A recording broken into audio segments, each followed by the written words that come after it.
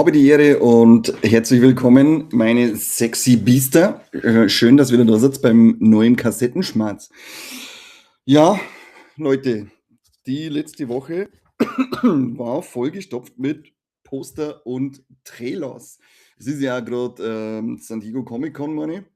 Und da ballern sie natürlich wieder geilen Scheiß aus. So, es sind echt ein paar coole News gefallen, aber ich glaube, dass wir heute verhältnismäßig schnell durchkommen, weil nämlich der Maika wieder mal faul war wie ein Schwein und hat natürlich nicht die physischen Releases durchgeschickt. Schande über dich, Mike, Schande über dich.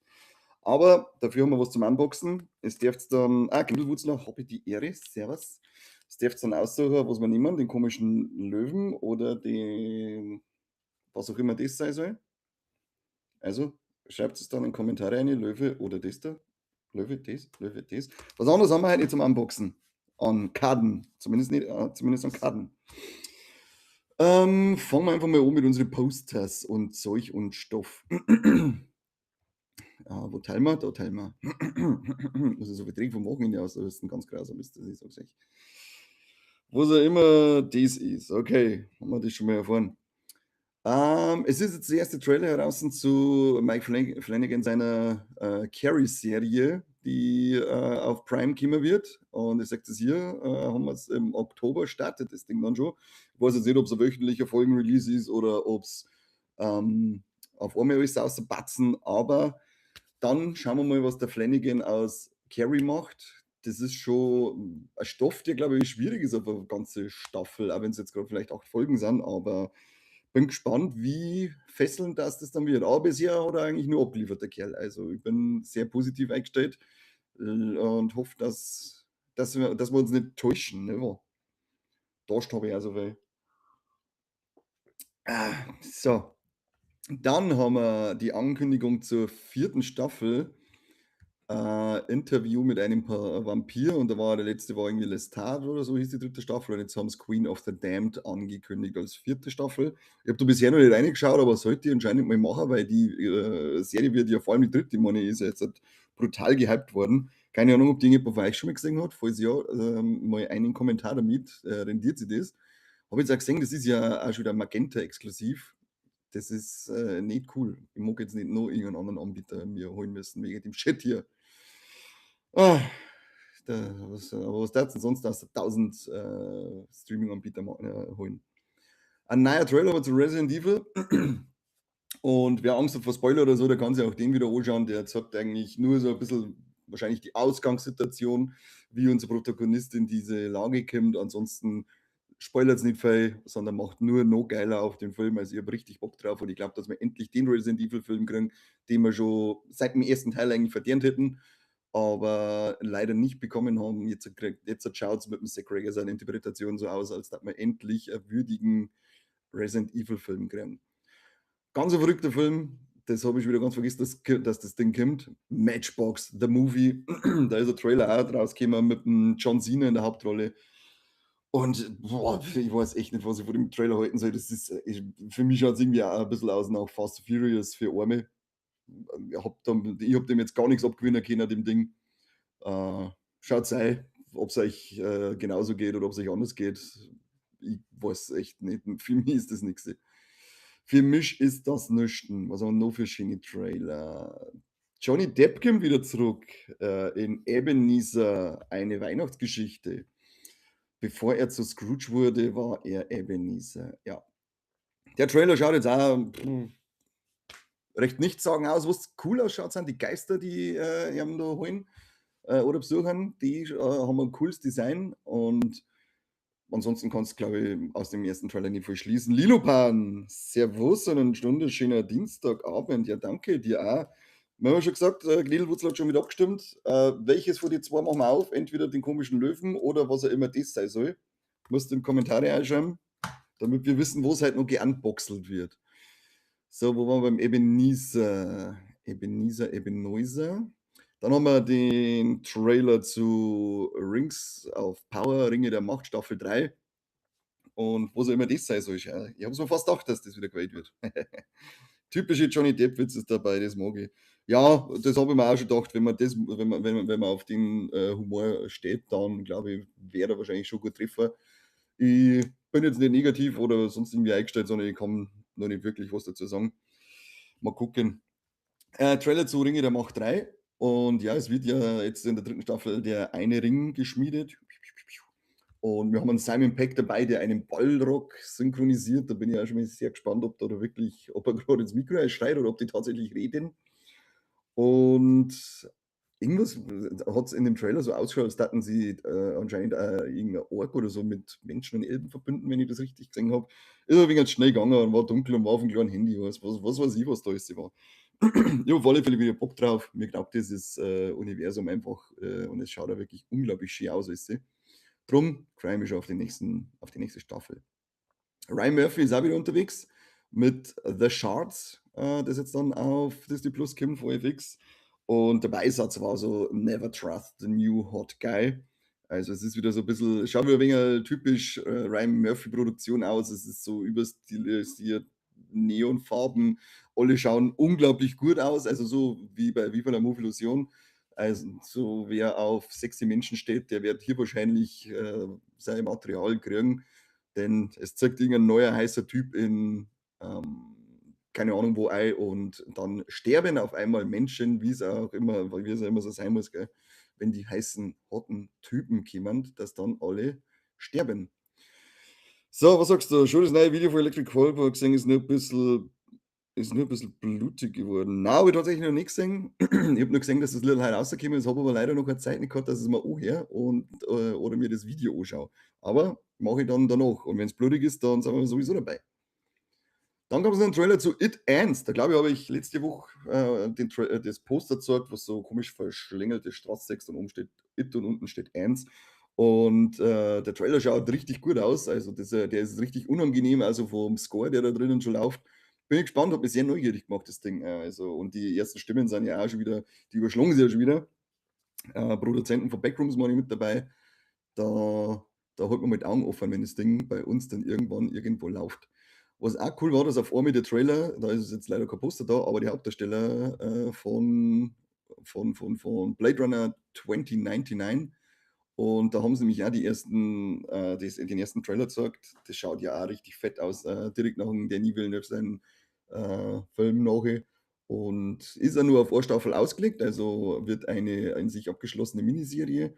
Mal schauen, wie's dann weitergeht mit dem Blade Runner-Universum. Ich habe gesehen, auf Crunchyroll ist ja auch eine, Serie drinnen, 'ne Anime-Serie, aber das ist dieses gräusliche CGI-Anime, das mag ich eigentlich gar nicht gern.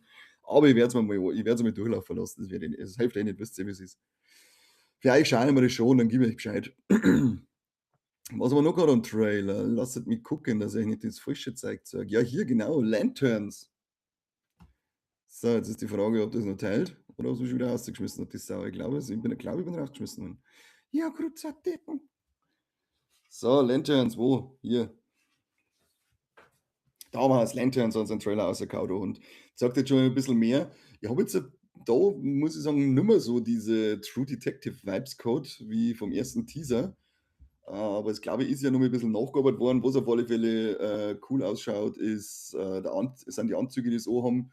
Die Effekte schauen auch sehr gut aus. Wir sehen Sinestro, da bin ich auch schon gespannt drauf, was da, für 'ne Geschichte auf uns wartet. Und ein Ding, Guy Gardner, oder? War wie heißt der? Nathan Fillion im Superman-Film. War da der Guy Gardner? Ich glaube schon. Und das ist jetzt der Hal Jordan. Kenne mich nicht mehr aus. Auf alle Fälle haben wir Nathan Fillion auch dabei mit seiner geilen Frise. Bin ich schon gespannt. Was auch 'n richtig wilder Trailer war, ist, Neuromancer. Die Serie kommt auf Apple TV und ist anscheinend eine Buchverfilmung und das schaut irre gut aus, brutal. Das schaut aus wie 'n Film mit 'nem Budget von 300 Millionen Euro. Richtig geil, das Ding, da habe ich voll Bock drauf. Aber die Apple TV-Serien, das muss man echt dieser Plattform lassen, die sind alle vom absolut höchsten Qualitätsniveau. Das ist so unglaublich gut, wie die das Zeug umsetzen von Erzählung oder Story, oder Effekte und Schauspiel, das ist irre. Dann Martin, schöner Gruß an alle Girls Crabkeeper-Shirt. Ja, danke. Ein bisschen Busen reinhalten. Übrigens, Crabkeeper ist mir jetzt aufgefallen, dass der Ding, die Zeichentrickgeschichten aus der Gruft-Serie ist auf Prime drinnen. Voll geil. So, jetzt müssen wir schauen, was er hier eigentlich gerade noch teilt, weil jetzt hat er's irgendwie doppelt gezahlt. Gut, jetzt sind wir wieder auf 'n Stand. Gehen wir wieder aus. Was kann ich eigentlich noch sagen? Coole Doku, die kommt. Rubberhead, The Life and Monsters of Steve Johnson. Und Steve Johnson hat ein paar der legendärsten Effekte und Monster in Hollywood gemacht, unter anderem meine die Ghostbusters-Filme, die Geister da zum Beispiel. Und ja, die Doku, die schaut echt ultra interessant aus. Und wenn man von so einer Legende, sage ich mal, ein bisschen mehr erfahren darf, dann sollte man sich die auf alle Fälle auf dem Schirm halten, dass man ein bisschen was lernt über unsere Kassettenzeug, was man so anschauen. Nicht gerade konsumieren, auch lernen, Leute. Das ist wichtig. Wollen wir nicht blöd sterben. Wir tun eh schon unser Allerbestes, dass wir euch alle weiterbilden, aber selber müsst ihr auch ein wenig was tun. Fuck, ich brauche dringend wieder Prime. Ja, brauchst du. Ich habe die erste Folge schon angeschaut, ist einfach geil. Macht einfach Spaß, bin ich schon wieder angefixt für das Ding. So, noch für einen Trailer gehabt, ein neuer Trailer zu Clayface. Und ja, ich glaube, dass sie wirklich halten, was sie versprechen. Er ist zwar jetzt noch nicht irgendwie großartig gore getränkt, er soll ja noch ziemlich gore getränkt sein und blutig ohne Ende, aber die Effekte schauen schon mal richtig gut aus. Schaut auch überwiegend handgemacht aus, wie sie es gesagt haben. Ich bin schon sehr gespannt, ob wir diesen DC-blutigen Body-Horror kriegen, der seit Ankündigung von dem Film behauptet wird. Aber schaut euch den zweiten Trailer an zu Clayface. Es schaut definitiv danach aus, als wäre es jetzt zu Zützing. Nee, Duchslicht durchschalten sind. Naja, sag mal mir nur. Ich glaube, ich bin noch da. Adam Wingard bringt ja über A24 diesen Onslaught. Und da gibt es auch einen neuen Trailer. Und B ist jetzt da aufgekommen, das geht eigentlich zu den News rein, aber wir vermischen das jetzt ein bisschen, ist Onslaught ein indirektes Sequel zu The Guest und spielt praktisch in der Mitte zwischen The Guest und You're Next. Das ist so eine kleine Trilogie, die er da jetzt macht. Allein der Regisseur von Eden Lake. Wo bist du mit dem Regisseur von Eden Lake? Aber Onslaught, ja, hier Trilogie, da, keine Ahnung, wirkt dann vielleicht ja, nicht so unzusammenhängend wie die Cornetto-Trilogie, aber ich müsste auch die Gäste nochmal anschauen. Machen wir dann vielleicht, wenn der bei uns läuft, Onslaught, haben wir uns zuerst The Guest ein und dann haben wir uns Onslaught ein und danach noch Your Next. Ach, bei Clayface, das ist der Regisseur von Eden Lake, da habe ich noch gar nicht nachgelesen, da schon hier. Habe ich auch schon wieder was gelernt. Das mag ich, wenn ich gescheite Leute dabei habe. Das mögen wir. So, zap, zap, zap. Das war's mit den Trailers. Genau, das war's mit den Trailers und Posters. Dann gehen wir zu den Castings und es sind nur drei, aber dafür sehr geile Castings, weil nämlich mit dem ersten Casting geht eine Ankündigung einher. Ghost Rider kommt ins Marvel-Universum, ins MCU und sie haben einen Ryan Gosling als Ghost Rider gecastet. Wie geil ist das bitte? Ryan Gosling, bester Mann. Liebe ihn. Und das Logo schaut auch cool aus. Ich bin sehr gespannt, in welche Richtung das wir gehen mit dem Ghost Rider, ob man es dir ein bisschen traut und ein, ja, so Deadpool-mäßig, sage ich jetzt mal, zumindest ein bisschen düster, also von der Gewalt her, aber halt auch vom Ton her, ob man da in eine düstere, dunkle Richtung gehen oder ob er sie ins MCU einfügen muss und da mitlaufen muss vom Stil her. Also war eigentlich, sollte es Ersteres sein. Das sollte schon ein bisschen finsterer sein, die Ghost Riders auch. Aber wir dürfen gespannt sein. Ich glaube es. Na, Datum war bei dem noch nicht dabei. Datum war bei der nächsten Casting-Ankündigung. Denn es ist jetzt auch Black Panther Kruzifix, Black Panther Dry so kündigt, und zwar für den 15.12.2028. Und wir haben jetzt auch einen offiziellen Nachfolger vom Black Panther, das ist nämlich der David Johnson, spielt in T'Challa seinen Sohn und übernimmt dann die Rolle des Black Panthers. Man kennt ihn ja jetzt aus Alien Romulus oder Long Walk. Habe ich Bock drauf. Ich mag den Typen, ich finde den sau sympathisch. Und ja, die Black Panther-Filme waren zwar für mich jetzt so mittelmäßige Marvel-Filme, muss ich sagen, aber es gehört ja zum Universum dazu. Also schauen wir uns das an. Und ich bin gespannt, wie sie Johnson dann als neuer Black Panther macht.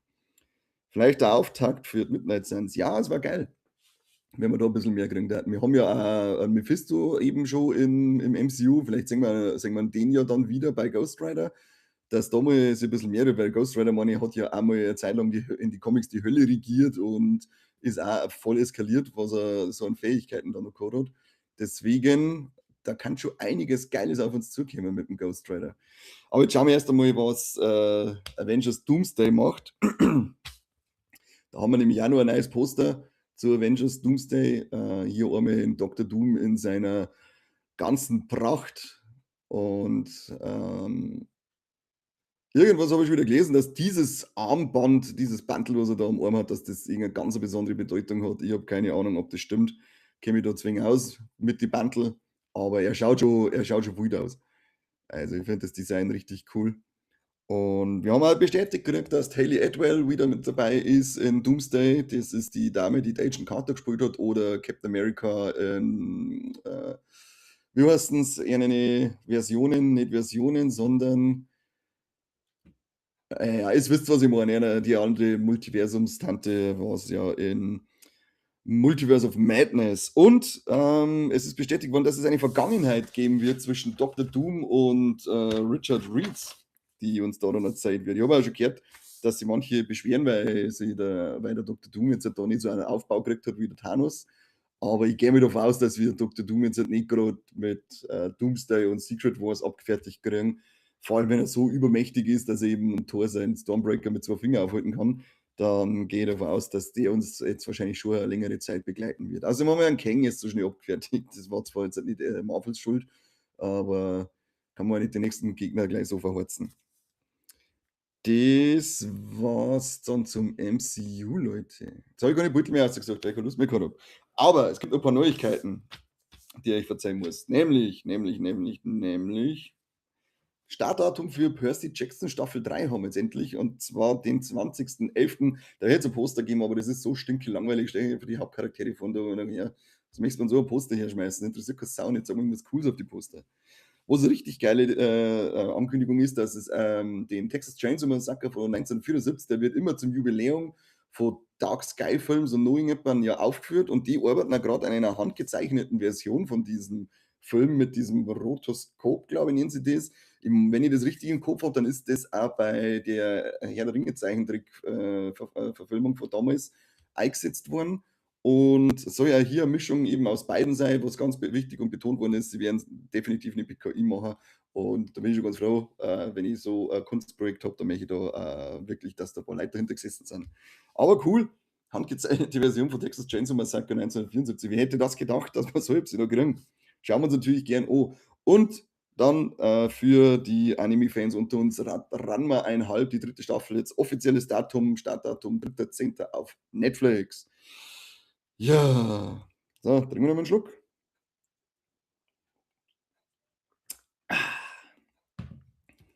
Das war's mit News und Castings und Posters. Dafür haben wir noch ein paar Streaming-Releases diese Woche. Unter anderem läuft, was mein Highlight dieser Woche ist, ab 31.07., das meine ist der Freitag, Caped Crusader, die zweite Staffel Batman The Caped Crusader auf Prime. 10 Folgen sind es wieder, und glaube ich, werden auf einen Schlag rausgehauen. Zumindest hat dieser Post, den ich gesehen habe, dazu das vermuten lassen. Dann haben wir am 29.07. auf Disney Plus The Devil vs. Prada 2, für die Leute, die das gerne sehen möchten. Und HBO haut ein bisschen was raus. Die haben schon rausgehauen, Mortal Kombat 2. Weiß jetzt noch nicht, ich glaube, letzte Woche war das, aber wer so nicht gewusst hat, HBO Max, da gibt es jetzt Mortal Kombat. Upsi, 2 zum Schauen. Und ab, also gestern sogar, President Curtis, das ist President Curtis, die Spin-off-Serie zu Rick and Morty, die ich glaube, letzte Woche oder so habe ich da ein Poster davon gezeigt, ist jetzt seit Montag heraus. Und eine kleine Info von mir, auf HBO Max läuft der Film Soft and Quiet. Ich habe den selber noch nicht gesehen, aber der ist im Hardline gelaufen, und der Mike und der Corby waren damals so immens begeistert, weil es so ein unglaublich guter, atmosphärisch dichter Horrorfilm war. Da kriegt man die Info für euch, wer das auch nachholen möchte, so wie ich jetzt demnächst, wahrscheinlich kommendes Wochenende, Soft and Quiet auf HBO Max aufschreiben. Muy importante. Muy importante. Was haben wir im Kino? Natürlich der wichtigste Start der Woche ist Spider-Man Brand New Day. Der ist jetzt, meine, wann gelaufen, oder läuft jetzt am 29. Also morgen hat er seinen offiziellen Start. Muss man unbedingt sehen, weil er ja direkt vor Avengers Doomsday spielt. Also ab ins Kino, Spider-Man anschauen, und die ersten Stimmen sind jetzt auch sehr positiv. Gehört von perfekter Spagat zwischen erwachsener Tiefe und spaßigen Blockbuster oder der beste Spider-Man seit 20 Jahren. Das ist zwar schon wieder sehr hochgestochen, aber die ersten Stimmen sind sehr überschlagen sich schon wieder. Was läuft die Woche dann an? Wir kriegen Seth Rogen mit The Invite. Das ist Regie Olivia Wilde, die spielt auch mit ihm. Und Penelope Cruz und der Ding, wie ist der? Was für 60 irgendwo einen Namen? Edward Norton, da ist mir bald noch mal eingefallen. Da schau her. Ganze Busch adept. Dann haben wir eine Tragikomödie mit Bitteres Fest, sagt mir gar nix. Terminator nächste Woche am Dienstag, drum hier gleich die Info, ist wieder Best of Cinema und dann kommt der erste The Terminator von 1985 nochmal ins Kino. Sollte man auch unbedingt mitnehmen, wenn man da irgendwo die Möglichkeit hat. Wir haben damals vor 2 Jahren, glaube ich, schon Best of Cinema Terminator 2 geschaut, der Corby und ich, und das war ja der Vorfall, wo der arme Herr einen Herzinfarkt im Film hatte, aber Gott sei Dank alles gut gegangen und er hat es überlebt. Aber es ist schon geil, so einen alten Klassiker nochmal auf der Leinwand scheppern zu haben. Dann haben wir Der perfekte Schein, Der Fall Bojarski, irgendein Drama. Und Forbidden Fruits, Fantasy-Horror-Komödie. Da habe ich auch überhaupt nichts davon mitgekriegt, habe keine Ahnung, was das sein soll. Ich kenne keine Sau, die noch mitspielt. Der ist komplett unterm Radar an mir vorbeigeflogen, dass er überhaupt existiert. Ansonsten war es das mit interessante Kinostarts. Dann schauen wir doch natürlich die Streaming-Charts der Woche an. Da bin ich überhaupt nicht auf dem Laufenden, wo es überhaupt im Streaming unterwegs ist, weil ich aktuell eigentlich nur Animes schaue. Mhm. Aber mal gucken. Die sind vom 17. bis 23. Juli und da haben wir auf Platz 10, ja, Quarterback, die 3. Staffel auf Netflix. Ja, gibt es 3 Staffeln und nie da verkehrt. Apple TV mit Lucky, die erste Staffel auf Platz 9. Peacock ist jetzt auf Platz 8 gefallen mit der 8. Staffel von Love Island USA. The Ultimatum Mario Move On auf Platz 7, die 4. Staffel, Netflix, sagt mir auch nichts. I Will Find You, wieder Netflix mit der ersten Staffel davon auf Platz 6. Married at First Sight, die 20. Staffel auf Peacock auf Platz 5. Das ist wahrscheinlich dann auch irgendein Reality-Scheiß. The Five-Star Weekend, Peacock, erste Staffel, Platz 4. Little House on the Prairie, die erste Staffel, Netflix auf Platz 3. Und dann haben wir noch mal Netflix mit The Hawk, erste Staffel auf Platz 2. Da ist der Will Ferrell dabei. Aha. Und Prime Video mit Ride or Die auf Platz 1 der ersten Staffel. Tatsächlich nur diese Love Island kennt von den 10 Sachen hier, weil die halt schon seit Wochen in die Charts da umeinander tümpelt. Aber ansonsten ist da nicht wirklich irgendwas Gescheites dabei, da ich sagen. Schauen Sie mal die Filme aus, da ist auch nichts dabei. Nur Mist.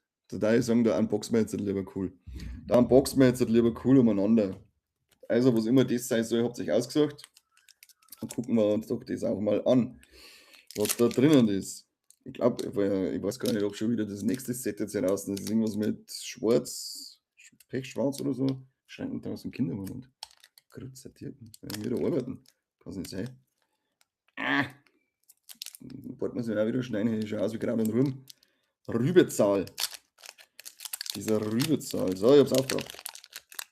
Mal schauen, vielleicht haben wir nächste Woche wieder mehr zum Unboxen.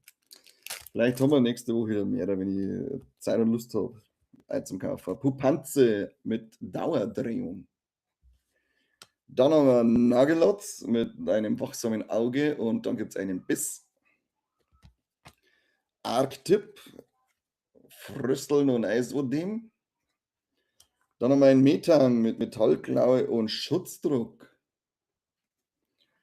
Deponitox mit trübseliger Müll- und Matschbombe. Deoxys, Genomaufladung und Psychogenese. Ich glaube, vom Deoxys haben es 4 Karten, 4 Artworks und ich glaube, ich habe immer das gleiche. Rote Karte.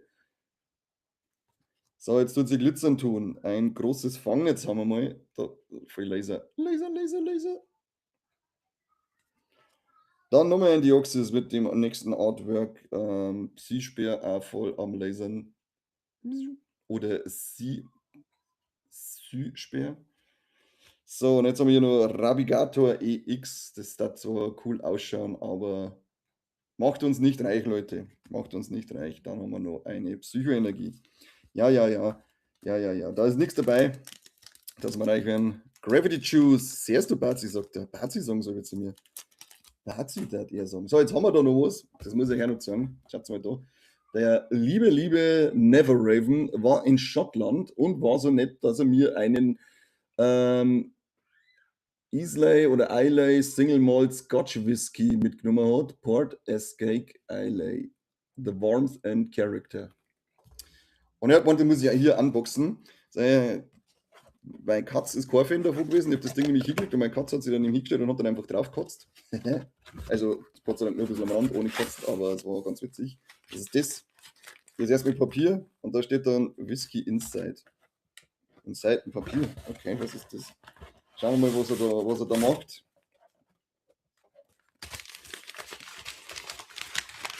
Das ist voll Papiermüll. Haha, Saudepp ist er. Ein Chupa Chups Drink. Ja, vielen Dank. Du Vollidiot. Ist da auch noch was einpackt, weil du sagst Whisky Inside oder war das dann drunter? Ich hau ne ein. Ich hau ne ein. Schauen wir mal, was da noch drin ist. Vielleicht ein Höschen oder so für ihn. Kein Höschen! Nein! Was ist da? Da ist was drin. Da ist tatsächlich was drin. Gut, dass ich aufgemacht habe. Mal kurz davor, dass ich alles wegschmeiße. Was ist da jetzt drin? Nochmal extra Dosen. Pfui Teufel. Ich möchte das nicht.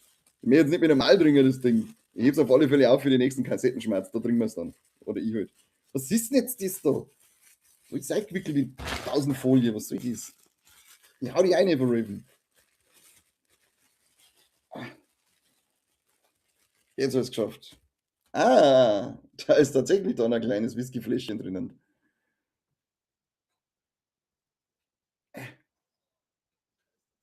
Neues. Kann man das wirklich trinken? White and Mackay Glasgow Special Blended Scotch Whisky. Geil. Und, das war's noch nicht. Der liebe Herr weiß, wie er mich auf die Palme bringen kann und meine Geduld strapazieren kann. Denn er hat mir hier noch was mitgeschickt. Paint Quest. Und das sind kleine, wuzelige Manschgal zum Anmalen. Und er weiß halt leider, dass ich so Äpfel eigentlich hasse und keine Geduld für sowas habe. Und darum hat er sich gedacht, schicke ich ihm da einfach was mit. Dann ist nämlich sein innerer Monk aktiviert und er muss vielleicht einmal angreifen. Und hat mir gleich 3 Backerl geschickt, die Wulzau. Schauen wir da mal kurz rein. Aha. Da sieht man dann die Manschgal, weil das ist jetzt der Backerl, da sind nur Farben drin. Shake well before. Oh, leck mich am Arsch, stinkt das. Das ist richtig geiler Kinoscheiß. Puh. Jesus Maria. Dann haben wir, da sieht man jetzt mal ein paar Manschgal, die man da mal umhängen kann. Das ist ein Fantasy-Ding. Also, sie daten schon mal cool ausschauen. Bin ja gespannt, wie die dann in der Verarbeitung sind. Und ich werde mir definitiv mal an einem versuchen. Aber ich kann nicht versprechen, dass ich den dann nicht einfach nimm und ihm die Farbeimer über den Kopf drüber schütt oder die Farbe und sag, leck mich, du bist jetzt einfach ein Grenzmonster. Aber vielen, vielen Dank, Never Raven, da gingen 1000 Küsschen auf die Nüsschen raus und die, das hat mich sehr gefreut. Vor allem der Witz mit der Whisky-Witz, ja, der ist gut. Sparkling auch noch, pfui Teufel, dass es noch ekliger wird. Green Apple Flavor, sauer und Sparkling. Da geht's ab. Grüner Apfel war ja an sich voll geil, gell? Aber dann, wenn es jetzt auch noch mit Kohlensäure ist. Heide Witzka. Boah, leck, stinkt das Zeug. Das ist, als hätte ich den Farbeimer aufgemacht. Also richtig geile Ware. So, also fetteste Kartoffel geht raus an Never Raven. I love you. Danke für diese schöne Überraschung. Und von Mike natürlich auch nochmal herzlichen Dank für den Skeletor-Kopf. Der ist leider nicht da, den hat der Mike schon abgezogen, weil er genau gewusst hat, wenn er jetzt lang bei mir ist, dann kehrt er mir irgendwann. Ich sage danke an alle, die zugeschaut haben. Schreibt mal in die Kommentare ein, ob wir mir wieder irgendwas übersehen haben oder ich halt in dem Fall. Was noch Cooles rausgekommen ist an Trailer oder Ankündigungen, die ich jetzt nicht dabei gehabt habe. Ansonsten sage ich danke an alle, die zugeschaut haben. Macht es gut. Kriegt dicke Küsschen auf die Nüsschen, fette Kartoffeln gegen draußen euch. Und es ist heute unsere neue Folge zu Evil Dead Burn rausgekommen. Es kommt demnächst wir nehmen heute noch eine Folge mit einem Gast wieder auf. Also es kommt noch mehr eine neue Wer bist denn du? Folge. Also bleibt heiß und gespannt auf unseren Shit hier. Und jetzt Arrivederci.